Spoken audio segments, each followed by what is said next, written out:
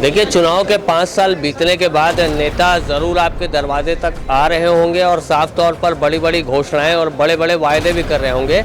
और इसी तरह से लगातार घोषणा पत्र का जो फॉर्मेशन है वो इस तरह से जारी भी हो रहा है। कहीं 2 फोल्डर का हो रहा है, कहीं 1 फोल्डर का हो रहा है। लेकिन इन सब घोषणा पत्रों में अगर पढ़े जाएँ, जो सब्जेक्ट्स हैं वो पढ़े जाएँ, तो वो लगभग समानता ही देखने को मिलता है जो पिछले कार्यकाल का रहा है। उस कार्यकाल के ऐसा लगता है कि फ़ोटो स्टेट कर दी गई। देवेंद्र भाई, हुड़कों की रजिस्ट्री का प्रयास ये बहुत समय से चला आ रहा है, ये पहले भी घोषणा पत्र में दिया गया था। देखिए, ऐसा है कि पिछले कई वर्षों से भारतीय जनता पार्टी की राज्य में सरकार रही है। 15 वर्षों में उन्होंने इस विषय का समाधान नहीं किया।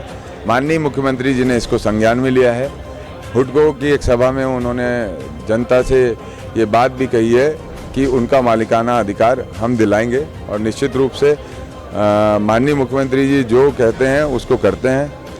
और हम लोगों को इस बात का विश्वास है कि हमारी सरकार में ये समाधान निकलेगा जो इतने सालों से नहीं निकला। 5 साल का आपका कार्यकाल रहा है, 3 साल स्टेट गवर्नमेंट का हो गया, कम नहीं होता इतना बड़ा कार्यकाल? 15 साल का भारतीय जनता पार्टी का कार्यकाल रहा है, वो भी कम नहीं होता। हम लोगों की तो अभी शुरुआत हुई है, 3 साल हुआ है और हमने इस विषय को काफ़ी हद तक आगे भी बढ़ा लिया और निश्चित रूप से हम समाधान की ओर ले जाएंगे। जैसे अभी लाल बहादुर शास्त्री अस्पताल आप लोगों ने कहा है ट्रामा सेंटर बनाएंगे।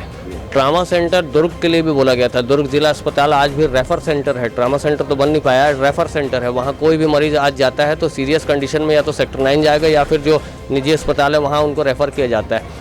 इतने सालों में चलिए भाजपा की मैं एक तरह से मान लूँ कि वो भाजपा ने ये काम नहीं किया, कांग्रेस के पास भी वक्त था। जी, हमारे पास 3 साल का जो वक्त मिला है, हमने दुर्ग जिले के लिए सबसे पहले हेल्थ की जो इशू रही है वो हम जानते हैं कि हेल्थ का इंफ्रास्ट्रक्चर पिछले 15 साल में भारतीय जनता पार्टी ने हमारे ज़िले को दिया नहीं। हमने उसको विशेष रूप से ध्यान देते हुए माननीय मुख्यमंत्री जी ने चंदूलाल चंद्राकर अस्पताल का जो शासकीकरण किया, जिससे हमारे पास लगभग 800 बेड का एक शासकीय अस्पताल हमारे पास हो गया, कंप्लीट इंफ्रास्ट्रक्चर का। और आने वाले समय में पूरे दुर्ग संभाग की वो लाइफलाइन रहेगी। एक जो सीन सिनेरियो दिखाया जाता है, जैसे एक शहर स्ट्रक्चर का, स्मार्ट सिटी का जो कॉन्सेप्ट दिखाया जाता है, तो वो शहर को जब द्रोण से शूट आउट किया जाए तो पटरी के इस पार का नज़ारा कुछ और रहता है, पटरी के उस पार का नज़ारा कुछ और रहता है। Multi level parking, pathway, paver block के निर्माण कार्य, इस तरह की जो ये कागज़ों में जो बनाते हैं घोषणा पत्र, चाहे आप बनाएं, चाहे भाजपा बनाए, चाहे अन्य राजनीतिक दल बनाए, बहुत अच्छे लगते हैं। इनमें खर्च भी बहुत होता है। लेकिन ये जो खर्च है वो अगर जनता को दिख जाता तो भाजपा भी अपना श्रेय ले पाती, कांग्रेस भी ले पाती। निश्चित रूप से आप अच्छी बात कह रहे हैं। मैं आपको याद दिलाना चाहूँगा, 5 साल पहले अगर पटरी पार की बात कहें तो पटरी पार में एक भी स्टेडियम नहीं था। हमारे बच्चों को खेलने के लिए आना रहता था तो वो सेक्टर एरिया में आते थे। आज पटरी पार में, कुर्सी पार में 2 फ्लड लाइट स्टेडियम तैयार हो गए हैं।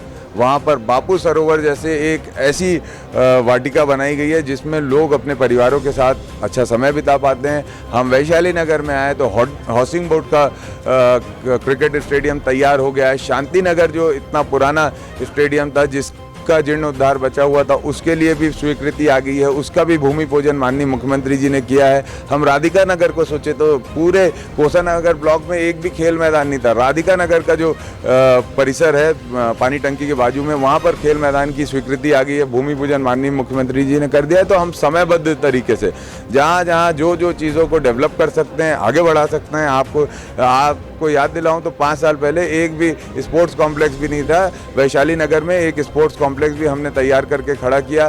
5 साल पहले वहाँ कोई मांगलिक भवन नहीं था। कैंप में हमने सर्व मांगलिक भवन वहाँ पर बना के तैयार किया। हर एक विषय पे हमारी पार्टी, हमारी सरकार, हम खुद निरंतर जनता के बीच में संवाद करके काम कर रहे हैं। देखिए, सड़क, नाली, पानी, ये तो मूलभूत आवश्यकताएं और ज़रूरतें हैं ही हैं। इन पे भी लगातार एक आगे बढ़ने की ज़रूरत है और आगे अपिश लेवल की प्लानिंग बनाने की ज़रूरत है। अभी जैसे अपन जी रोड की बात कर लें तो मैं नहीं समझता कि मैंने कहीं ऐसा जी रोड देखा होगा जो नेहरू नगर से लेकर टाटीबंद तक बना हो और शहर के बीचों बीच उस जो जी रोड है वो चीरता हुआ जाए। और जो वहाँ की जो बगल की जो सर्विस लेन्स हैं, उन सर्विस लेन्स पे आए दिन जो गाड़ियों का कब्जा रहता है, तो इसको भी निगम प्रशासन की एक जवाबदारी है। दूसरा एक सड़क और है सुपेला चौक से जो कोहका रोड की ओर जाती है, संडे मार्केट लगता है, उसके लिए भी आप लोगों ने प्रयास किया, लेकिन वो भी आज तक ऐसा हो गया कि अव्यवस्थित ही नज़र आता है। तो इन सब स्थितियों को देखते हुए क्या लगता है कि जो प्लानिंग होनी चाहिए, जो अवैध कब्जा हटाओ जो दल है आप लोगों का जो डिपार्टमेंट में होता है, वो सक्रिय नहीं हो पाता क्या? देखिए, ऐसा है कि ये बहुत ही अच्छा सवाल है और ये भिलाई की मैक्सिमम जनता को प्रभावित करने वाले सवाल हैं। आपको याद होगा कि जब मैं महापौर बना था उसके पहले जो हमारा जी रोड है उसमें बीच में डिवाइडर भी नहीं लगे थे।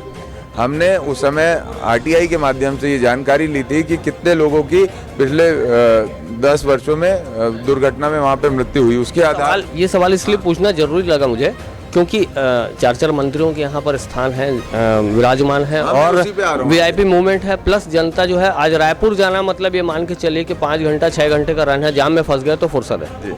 तो मैं वही उसी पे आ रहा हूँ। तो हम लोगों ने पहले ग्रिल लगवाया वहाँ पर, उस जो ग्रिल नहीं था, उसके बाद हम लोग लगातार संघर्ष करते रहे उस पर। फिर प्रोजेक्ट पास हुआ ओवरब्रिज का और उसके बाद ओवरब्रिज का निर्माण अभी जारी है। निश्चित रूप से ओवरब्रिज के निर्माण के बाद ये समस्या का समाधान निकलेगा। लेकिन ये बात भी सही है कि जी रोड शहर के बीच से नहीं होना चाहिए। ये पूर्व में जब भी इसका प्लान हुआ था इस पर उस समय इस पर विचार करने की आवश्यकता थी, लेकिन अब माननीय भूपेश बघेल जी के नेतृत्व में इसका समाधान निकलेगा और आने वाले समय में पूर्णतः सॉल्यूशन पे आएगी ये चीज़। और जहाँ तक संडे मार्केट की बात है तो हमारे ही काल में संडे मार्केट को साइड शिफ्ट किया गया, नहीं तो वो पहले सड़क के बीच में लगाते थे। अब तो संडे मार्केट संडे के दिन भी हम लोग गाड़ी आर पार निकाल लेते हैं, पहले वैसी स्थिति नहीं रहती। एक अंतिम और बड़ा सवाल है, जैसे कि इंसान की ज़रूरत में भूख सबसे शुमार है। किसी इंसान के घर में अगर रोज़गार प्रॉपर ना रहे तो उसके लिए बहुत दिक्कत होती है। तो क्या ये मानना है कि जो पूर्व का शासन रहा है या आप लोग का शासन रहा है, उस वक्त जो गुमटी निर्माण हुए उसमें से कई गुमटियाँ सड़ गई लेकिन हितग्राहियों को आवंटित नहीं हो पाई, तो क्या इन घटनाओं को देखते हुए जो जिम्मेदार है उनके ऊपर एफआईआर तक की बात होगी? देखिए, हमने हमारे कार्यकाल में जितने भी पूर्व में आवंटन नहीं हुए थे, मुख्यमंत्री स्वावलंबन योजना की दुकानें, बॉम्बे आवास, अटल आवास, IHSDP आवास, इंदिरा आवास और गुमटियाँ, उसका हमने फिर से ऑक्शन किया। ऑक्शन या जो उसकी प्रक्रिया थी उसको किया। उसमें हम लोगों ने जो भी लोग हितग्राही उसको लेना चाहे उसको हम लोगों ने दिया। लेकिन उसके बाद भी पूर्व की सरकारों में जो भी कमियां खामियां रही है, अगर उसकी कोई शिकायतें आएंगी तो निश्चित रूप से उस पर न्याय संगत कार्रवाई करने के लिए, विधि सम्मत कार्रवाई करने के लिए हम लोग प्रेषित करेंगे। एक और अंतिम सवाल ऐड कर दे रहा हूँ, अगर भिलाई में इस बार फिर से महापौर की सत्ता कांग्रेस की आती है तो भिलाई इस बार ये अगले बार इस तरह के जो घोषणा पत्र हैं वो आगे देखने ना मिले कि कोई ज़रूरत अभी भी बची हो? देखिए, ऐसा मेरा मानना है कि चीज़ें डेवलपमेंट लगातार, विकास लगातार चलता रहता है। हम एक पायदान को पकड़ेंगे फिर दूसरे पायदान की ओर हमें जाना पड़ेगा। विषय हमेशा ही इन्हीं से जुड़े रहेंगे। ये है कि पूर्व के विषय कम से कम समाधान हो जाए। अगर हम आज पट्टे की बात कह रहे हैं तो 20 सालों से पट्टे, 30 सालों से पट्टे की डिमांड है, वो पूरी नहीं हुई। आज हमारी सरकार उसको पूरी करेगी। आने वाले समय में और जो इस तरह के विषय आएंगे तो उसको हम लोग समाधान करेंगे। ये डेवलपमेंट लगातार होता है। जनता, बात ये है कि आप जनता के बीच में जिस विषय को लेके जा रहे हो उसको पूरा करो, जनता की भावनाओं के हिसाब से आप वादे करो और उसको पूरा करके दिखाओ। ये ज़रूरी है और जो हम करने की पूरी कोशिश कर रहे हैं और करके भी दिखाएंगे। चलिए, तो ये देवेंद्र यादव साहब हैं। साफ तौर पर कहना है कि जो विकास का जो खाका ये इन्होंने बनाया हुआ है कांग्रेस की ओर से, और लगातार ये कह रहे हैं कि जो पूर्व का कार्यकाल रहा है उस पूर्व के कार्यकाल में अनियमितताएं काफ़ी देखने को मिली हैं और कांग्रेस के कार्यकाल में ये अनियमितताएं काफ़ी हद तक दूर की गई हैं। तो अब दावों की पड़ताल करना जनता का काम है। हम जनता के सवाल नेताओं तक पहुंचाते हैं और उनके जवाब मांगते हैं। सच झूठ की तलाश करना ये जनता बेहतर रूप से समझ सकती है कि किसके दावों में कितना दम है, और ये आने वाला वक्त भी बता देगा। जब 23 तारीख को नगरीय निकाय चुनावों की मतगणना की जाएगी तो ये वक्त बता देगा कि किनके दावों में कितना दम है।